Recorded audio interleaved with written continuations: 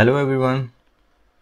तो आपका स्वागत है इंफॉर्मेटिव ज्ञान में। ये यूट्यूब चैनल है जो डेडिकेटली काम करवाता है इंडियन कॉन्स्टिट्यूशन, इंडियन पॉलिटी के ऊपर, और साथ में हम international organisation, monthly current affair और जीके के ऊपर हम बात करते हैं।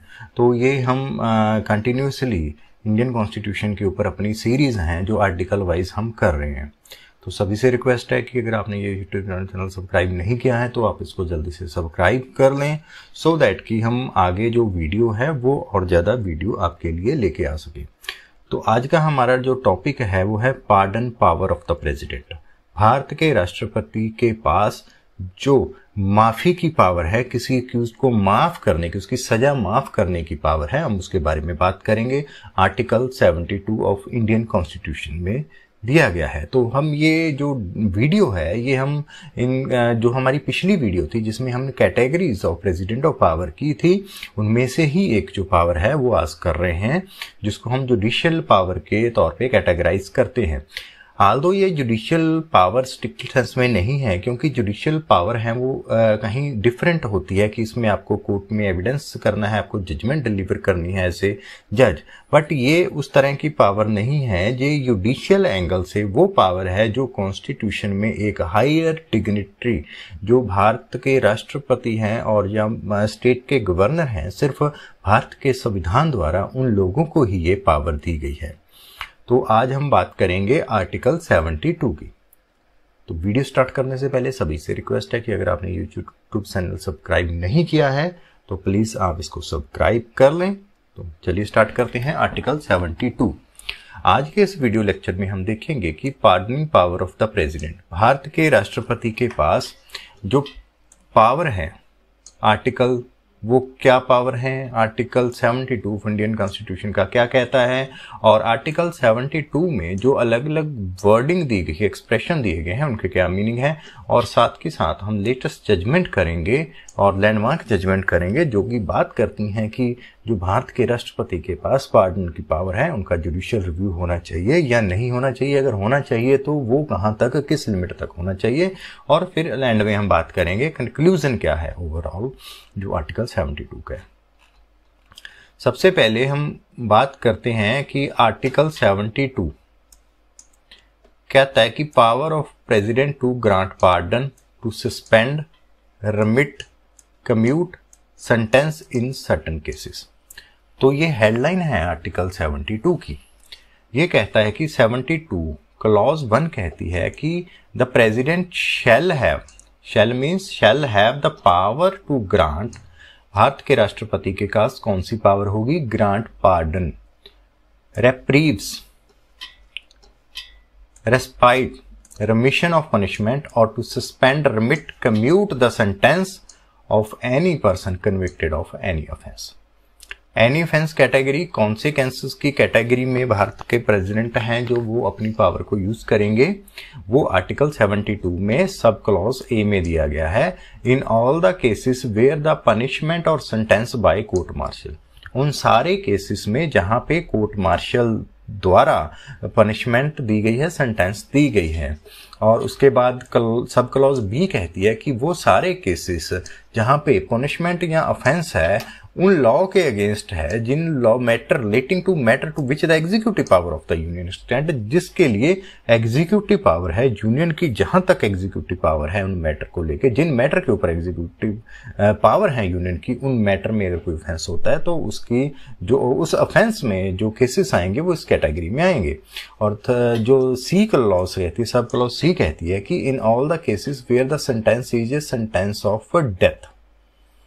मोस्ट इंपॉर्टेंट क्लॉज है जिसमें मर्सी पिटीशन है वो फाइल लोग करते हैं जो कि डेथ सेंटेंस में कन्विक्शन होती है जिनकी।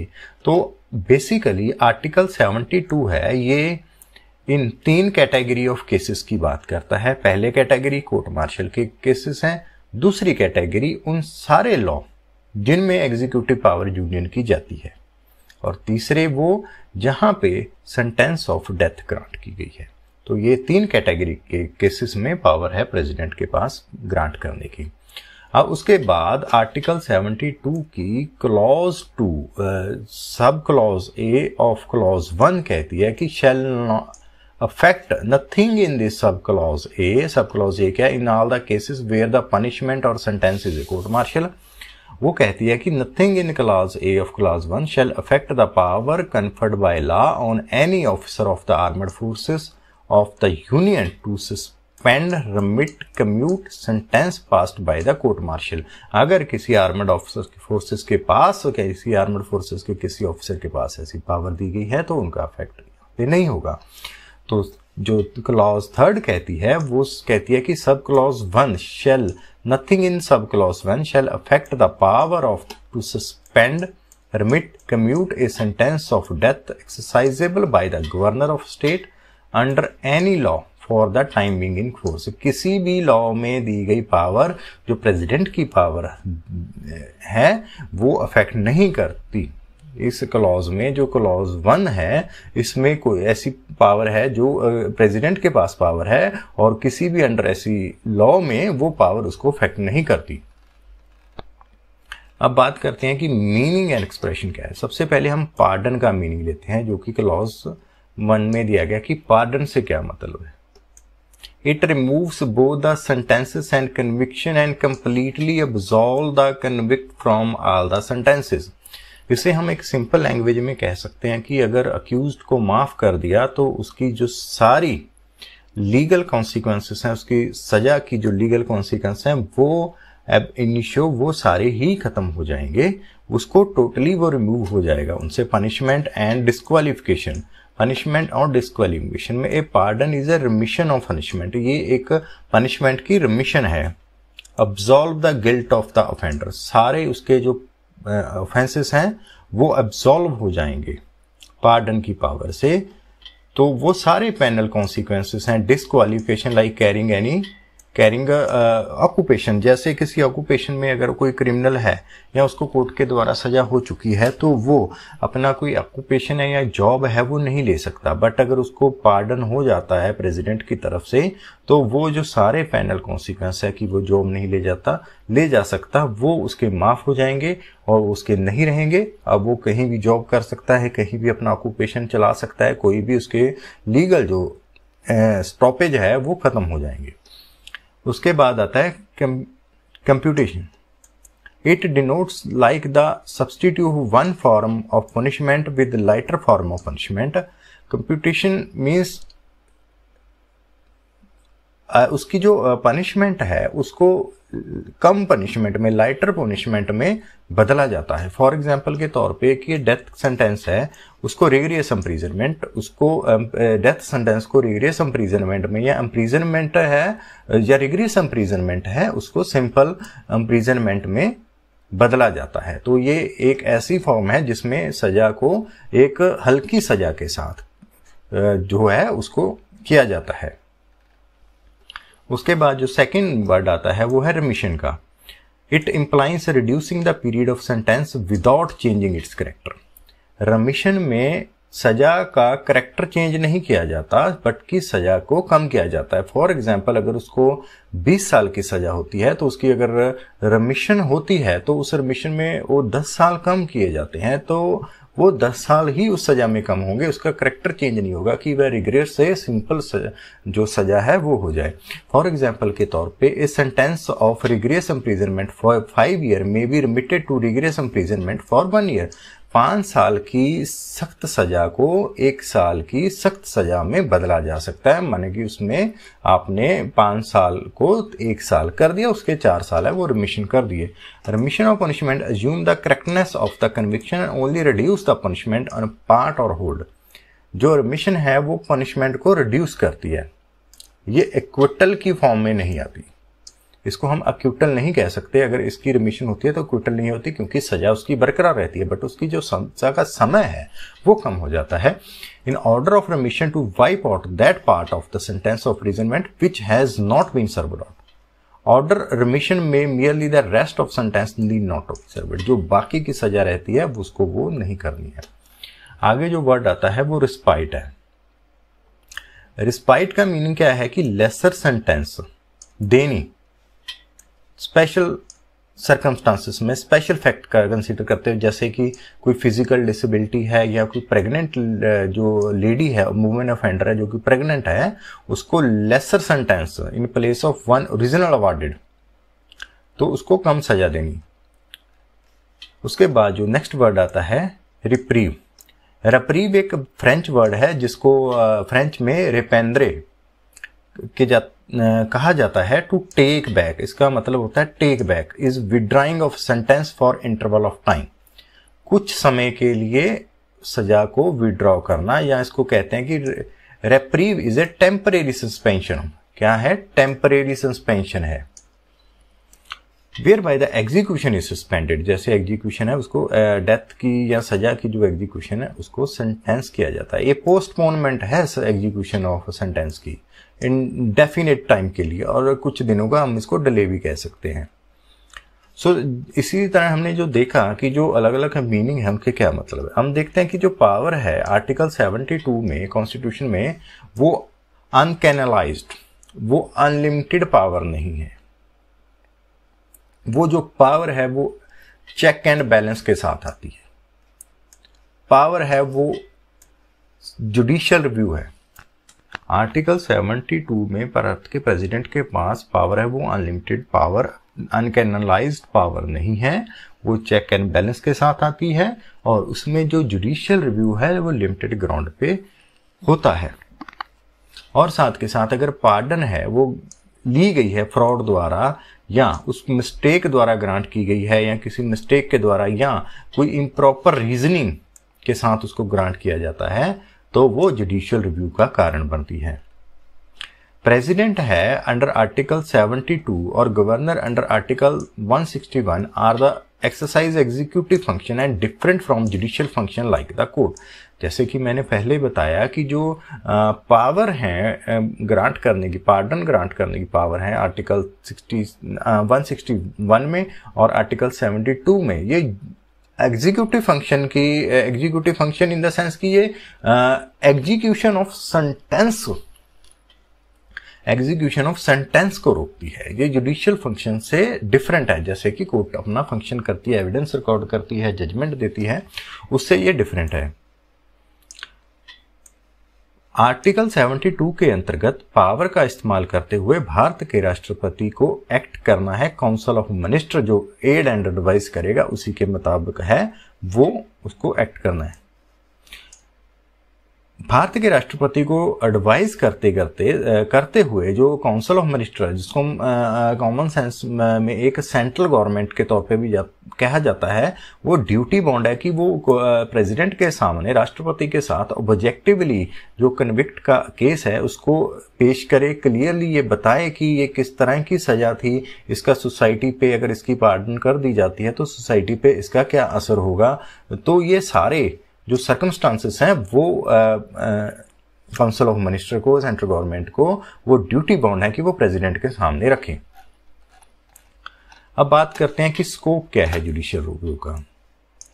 जो इंटरप्रिटेशन है आर्टिकल 72 की वो सुप्रीम कोर्ट के सामने अलग अलग जजमेंट में आई। आप ये जजमेंट नोट कर सकते हैं, जैसे कि Maru Ram versus union of India 1980, Kehar Singh versus union of India, state of Punjab versus Jumindar Singh, Epuru Sudhakar versus government of Andhra Pradesh, Devendra Pal Singh Bhullar versus state of NCT of Delhi. तो ये जो बेसिक लैंडमार्क जजमेंट हैं 5 जजमेंट, इनमें जो इंटरप्रिटेशन आई है, स्कोप है जुडिशियल रिव्यू का, वो डिस्कस किया गया है सुप्रीम कोर्ट के द्वारा अलग अलग समय पे अलग अलग बेंच द्वारा।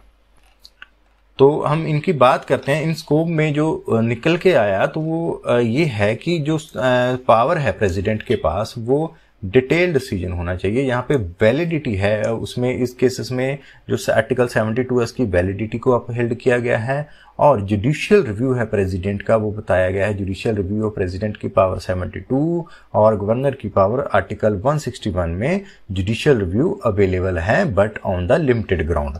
तो इन जजमेंट को हम 1 बाय 1 करेंगे। आल्दो हम इन जजमेंट को डिटेल में नहीं करेंगे, हम इनके जो मेन इंपॉर्टेंट एस्पेक्ट्स हैं वही करेंगे। तो जुडिशियल रिव्यू में जो आर्टिकल 72 में दिए गए डिसीजन हैं वो ग्राउंड पे किस ग्राउंड पे चैलेंज किए जाते हैं? Number 1, the order has been passed without application of mind. Article 72 में जो प्रेसिडेंट के द्वारा ऑर्डर पास किया गया है without proper application of mind किया गया है, ऑर्डर है वो मॉडिफाइड है। The order has been passed on extraneous और wholly irrelevant consideration, irrelevant consideration के साथ है वो ऑर्डर पास किया गया है। और साथ में नेक्स्ट है कि रेलेवेंट मटेरियल है वो कंसीडरेशन के बाहर रखा गया है। और ऑर्डर है वो आर्बिट्रेरीनेस से सफर है, उसमें आर्बिट्रेरीनेस की गई है, प्रॉपरली इसको जो फेयर है वो प्रोसीजर अडॉप्ट नहीं किया गया। तो it can not be said that the power exercisable under article of the constitution are untrammelled or bristle with the arbitrariness, and the President of India is also entitled to repraise the finding rendered by the courts and he can act on the advice of the Council of Minister। तो इन cases में भी ये कहा गया है कि council of minister की advice पे ही प्रेसिडेंट हैं वो अपने डिसीजन लेंगे। अब इनको जजमेंट को हम 1 by 1 करते हैं। सबसे पहले हम बात करेंगे Maduram versus union of India की, AIR 1980 supreme court, page number 2147। ये एक लैंडमार्क जजमेंट है। इसमें सुप्रीम कोर्ट के सामने ये क्वेश्चन था कि जो सेक्शन 433 एंड 433A CRPC है वो वायलेट करता है फंडामेंटल राइट को और रेफॉर्मेटरी गोल को। क्यों? क्योंकि ये जो प्रिजनर हैं उनकी रिलीज में रुकावट बनता है, और साथ में ये प्रोविजन है आर्टिकल 433 CRPC की, ये वायलेट करती है आर्टिकल 14 को, 20 क्लॉज 1 को, आर्टिकल 72 को, आर्टिकल 161 को। तो ये क्योंकि ये आर्टिकल 433 है ये एनेक्ट हुआ है permanent premature release of the convict sentence to life imprisonment for capital punishment. तो इस चीज को ये चैलेंज किया गया। तो इस चीज को कोर्ट ने ये हेल्ड किया कि सेक्शन 433 आर्टिकल 14 की वायलेट नहीं करता, उसकी वायलेशन नहीं करता, क्योंकि ये अमंग द इक्वल्स है, वो डिफरेंस क्रिएट नहीं करता। और साथ में सेक्शन 433 है वो ना तो आर्टिकल 20 क्लॉज 1 की वायलेशन करता है, और आर्टिकल इफेक्ट है guaranteed by not to interfere with judicial sentence but to tranquilate इस executing power under article 433A। जो आर्टिकल 72 और आर्टिकल 161 में पावर दी गई हैं वो सिमिलर हो सकती हैं बट सेम नहीं है। तो ये पावर हैं जो प्रोसेस ऑफ लेजिस्लेशन के द्वारा जो भारत के राष्ट्रपति को आर्टिकल 72 और गवर्नर को आर्टिकल 161 के तहत कॉन्स्टिट्यूशनल पावर दी गई हैं, ये लेजिस्लेशन के प्रोसेस के द्वारा कोई कानून बना के इसको नहीं छीना जा सकता या इसको कम नहीं किया जा सकता। तो इसीलिए सेक्शन 433 है CRPC है वो इनवैलिडेट नहीं है, क्योंकि आर्टिकल 72 और 61 की वायलेशन नहीं करता, और सेक्शन 433 ऑफ CRPC ये अल्ट्रा वायस ऑफ कॉन्स्टिट्यूशन नहीं है। तो इसके साथ कोर्ट ने यह भी हेल्ड किया कि in the matter of exercise of power under article 72 और 161 का इस्तेमाल करते हुए जो कि हाईएस्ट डिग्नेटरी हैं और कॉन्स्टिट्यूशन स्कीम की, वो must not act their own, वो अपने आप जजमेंट में नहीं कर सकते, अपने आप एक्ट नहीं कर सकते, बट उनको जो मिनिस्ट्री है, काउंसिल ऑफ मिनिस्टर हैं, उनकी एड और एडवाइस के अनुसार ही काम करना चाहिए। तो ये बेसिकली इसमें हेल्ड हुआ है Maduram versus union of India के केस में। इस केस में कोर्ट ने ऑब्जर्व किया कि जो पब्लिक पावर है including constitutional power shall never be exercisable arbitrary और modified, ordinary guidelines for fair and equal execution are grantor of a valid play of power. उसके बाद हम बात करेंगे जो सेकंड केस है Kehar Singh and other versus union of India, AIR 1989 supreme court. इस केस में अपीलेंट को कन्विक्शन हुई थी 302/120 IPC और डेथ सेंटेंस हुई थी in connection with assassination of prime minister. Appeal जो थी डिसमिस की गई थी हाई कोर्ट द्वारा, अपेक्स कोर्ट द्वारा, और अपीलेंट ने प्रेजेंट की पिटीशन प्रेसिडेंट को for grant of pardon under article 72। Petition में रिक्वेस्ट थी कि प्रेसिडेंट अपॉर्चुनिटी दे to represent the appellant to present the case before the president, president के सामने अपने केस को पेश करने की अपॉर्चुनिटी दी जाए, और and grant for hearing in the matter. Petition was rejected by the president, तो पिटीशन रिजेक्टेड कर दी गई थी प्रेसिडेंट द्वारा। सुप्रीम कोर्ट के सामने क्वेश्चन था कि एक्सरसाइज अपनी पावर करते हुए आर्टिकल 72 के तहत प्रेसिडेंट को क्या ये राइट है या नहीं है कि वो merit of the case decide करे बिफोर कि वो अपना जो फाइनल है डिसीजन है पिटीशन अंडर आर्टिकल 72 में दे। तो सुप्रीम कोर्ट ने केहर सिंह वर्सेस स्टेट के केस में ये हेल्ड किया कि प्रेसिडेंट है उसके पास पूरा राइट है कि वो मेरिट ऑफ द केस पे जा सकता है, notwithstanding that is judicially concluded by the consideration given to the court by the court. तो प्रेसिडेंट के पास ये पूरा राइट है कि वो मेरिट पे, केस की मेरिट पे जा सकता है। तो इसके साथ है जो आर्टिकल 72 में प्रेसिडेंट के पास पावर है कि वो जो रिकॉर्ड एविडेंस है क्रिमिनल केस का उसको एग्जामिन कर सकता है और अपने आप को इंश्योर कर सकता है कि वह जो ग्रांट कर रहा है, पार्डन ग्रांट हो रही है, क्या वो डिजर्विंग है, क्या वो रिलीफ आर्टिकल 72 में दी जा सकती है। तो प्रेसिडेंट है वो नो डाउटली इसमें अपने प्रेसिडेंट हैं वो अपने आप को इंश्योर करने के लिए क्रिमिनल कोर्ट का एविडेंस है जो रिकॉर्ड किया वो दे सकता है, मेरिट देख सकते हैं कोर्ट की। तो जो पावर है प्रेसिडेंट के आर्टिकल 72 में वो जुडिशियल डोमेन में आती हैं। Court can examined by it can be examined by court by way of judicial review के तहत की जा सकती है, but not on merit, merit पे नहीं, except with strict limitation defined in Maru Ram case. Maru Ram case में जो लिमिटेशन डिफाइन की गई है जुडिशियल रिव्यू में, उन्हीं ग्राउंड पे ऊपर हम इसको जुडिशियल रिव्यू में डाल सकते हैं।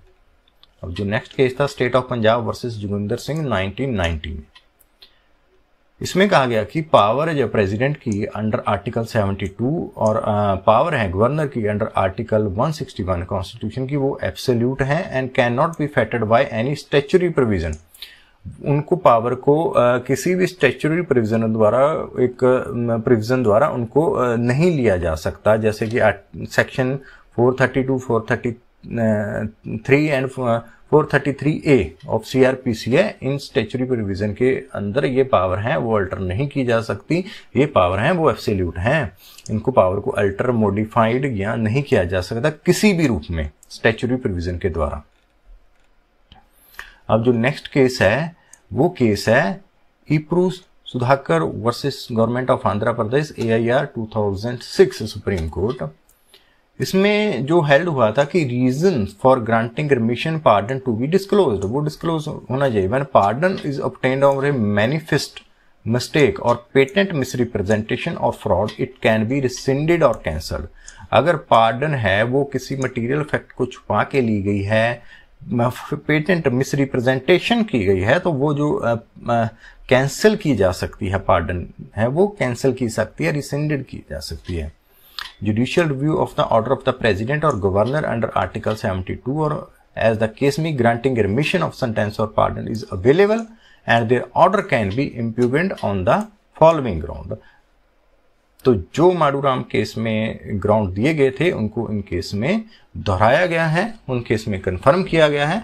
को ग्राउंड क्या थे? The order has been passed without application mind, that the order is modified, that the order has been passed extraneous and wholly irrelevant consideration, the relevant material kept out of consideration, that the order suffer from arbitrariness। तो in ground पे ऊपर judicial review है वो file किया जा सकता है। अब जो हम लास्ट केस की बात करेंगे वो है Devendra Pal Singh Bhullar versus state of NCT Delhi 2013। इस केस में क्वेश्चन था कि delay in disposal of petition, petition के डिले में डिस्पोजल क्या जुडिशियल रिव्यू आता है? अगर पिटीशन में डिस्पोजल में डिले हो जाता है तो क्या ये जुडिशियल रिव्यू की कैटेगरी में आएगा? The court held that court can not exercise the power of judicial review only on the ground of undue delay in the process. बहुत सी मर्सी पिटीशन है जो पेंडिंग पड़ी है और उसमें कई सालों लग जाते हैं। अगर ऐसा कुछ ये ऐसी कोई भी ऐसी कैटेगरी अगर डिले हो रहा है किसी की मर्सी पिटीशन को डिस्पोज ऑफ होने में, तो वो जुडिशियल रिव्यू की कैटेगरी में नहीं आता। तो एंड पे हम कंक्लूजन में बात करते हैं कि जो पावर ऑफ प्रेसिडेंट है वो कॉन्स्टिट्यूशनल एग्जीक्यूटिव पावर है, जिसको एग्जीक्यूटिव पावर ऑफ सेंटेंस, उनको with the examine of merit पे इसको जुडिशियल रिव्यू में एग्जामिन किया जा सकता है, not only on examination of merit of the case. Bharat के राष्ट्रपति द्वारा केस की मेरिट को देखते हुए इन पावर का इस्तेमाल किया जाएगा। और ये पावर जो डिसीजन है ये जुडिशियल रिव्यू के डिसीजन में जुडिशियल रिव्यू की कैटेगरी में आते हैं, but on the limited ground, जो कि मारूराम के केस में जो लिमिटेड ग्राउंड थे रिव्यू के, जुडिशियल रिव्यू के दिए गए थे, उन्हीं ग्राउंड के ऊपर ये जो ऑर्डर है वो चैलेंज किया जा सकता है। तो ये था हमारा जो pardoning power of the president. तो होप आपको सभी को ये जो लेक्चर है वो समझ में आया होगा। So thank you for watching this video. Thank you.